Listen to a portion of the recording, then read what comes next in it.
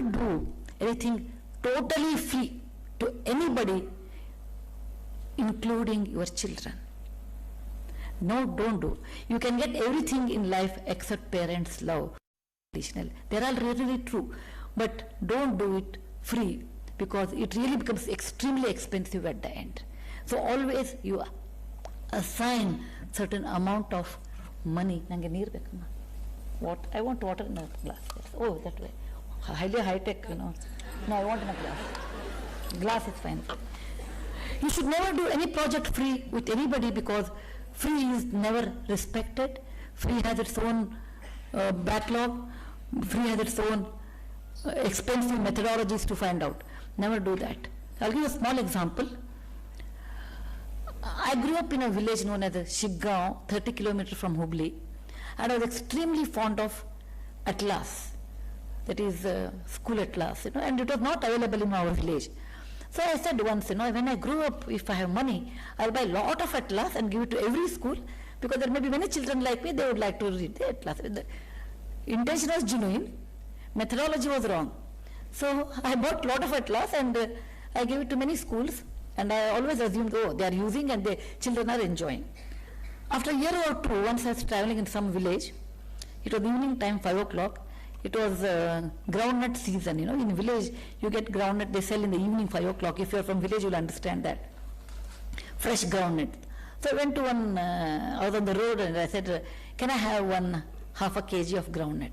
That fellow weighed and told me, you take it. I said, I don't have any bag. So there was there was no plastic bag there, and it was good there was no plastic bag. Then he said, if you have in a paper, you give it to me. He said, I don't have. Then I said, then I don't want. He said, he never wanted to lose a customer like me. He said, okay, don't worry. He tells somebody, there is a lady, foolish lady by the name SUDHA MURTY. She has given atlas. That paper is very good. Tear 2 pages. Okay, bring it here and we can put the groundnuts on that. That time I realized, anything you give free, people will misuse. Next time onwards I said, okay, 2 rupees.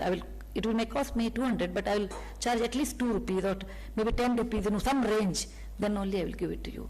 I can give you numerous examples, because I work in 6 states in India: Karnataka, Andhra Pradesh, Tamil Nadu, Orissa, Maharashtra, and off late, you know, in Punjab.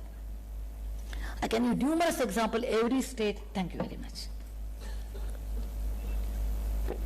Every state, the methodology is different, but people will not respect anything you give free.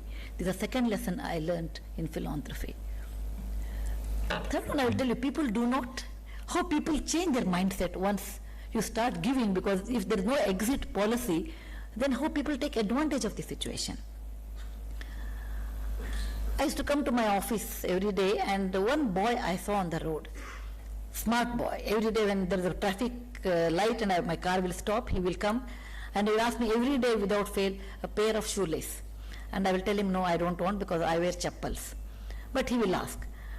And I always felt that boy is very smart. And one day, you know, once if you are a woman and if you are a teacher and you are a computer system analyst, you talk 3 times more than a normal person.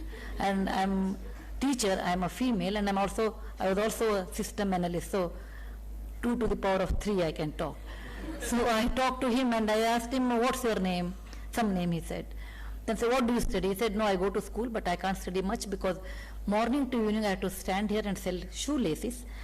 I said, how much profit you make? I said, I sell about 10 rupees per day, or some 20 rupees per day. Actually, he told me 20 rupees per day. Then I told him, look, I will give you 600 rupees per month. You go to school. Then again I have a methodologist to check. I said, but you have to come every month and take the money from my office. And once in a year you have to show me your progress report. He said, okay, and every month he will come first week. He will take 600 rupees, and once in a quarter he will show his progress report, 6 months, 1 year, it went on. After 3 years, my secretary said he wants to meet me. I said, he's doing well, why he wants to meet me? No, he's very particular that he wants to meet you. Actually, when people say they want to meet me, I get scared, actually, for various reasons. One is, what is the next application? That is always in my mind. Second thing is that they call me for some function, because I really feel I cannot talk other than the subject, anything else. Someone called me for a medical conference.